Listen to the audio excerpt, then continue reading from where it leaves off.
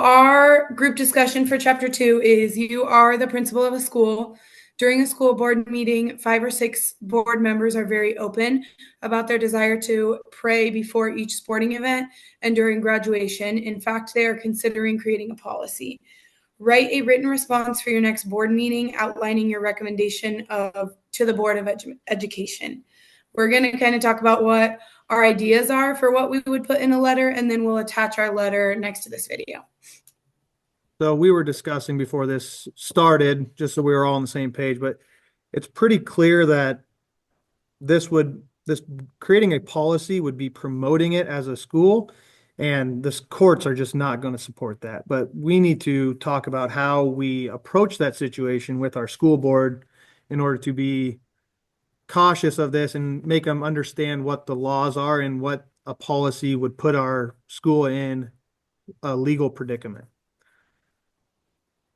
I think it's important when talking to them to make sure that we talk about how we understand the importance for the community of what they are talking about, and level with them about we understand the reasoning behind it, but also talking about why we can't do it. And we talked about before this some of the legal cases that go into that.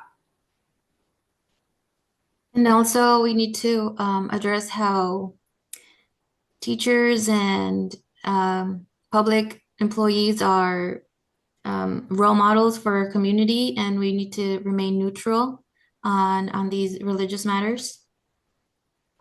Yeah, so kind of attaching to that, the main idea here was that as a school, we cannot be promoting or inhibiting religion in any sense. And so we were talking about the lemon test, and that's probably going to be the main thing, or that's probably one of the main court cases that we're going to put in our letter of notifying our school board of the lemon test and identifying how a policy about prayer would probably not abide by the lemon test. And then Tristin had some other ones, the other court cases, I believe. Yeah, I talked about the Santa Fe Independent School versus John Doe, and then you talked about the Engel versus Vitale. Yeah, so that Engel one was a landmark case that just basically was the first one in 1962 that made it so that the promotion of or school-led prayer in schools was unconstitutional. And then after that, we kind of talked about, after we talked about the court cases, we talked about some other ideas of what we could recommend.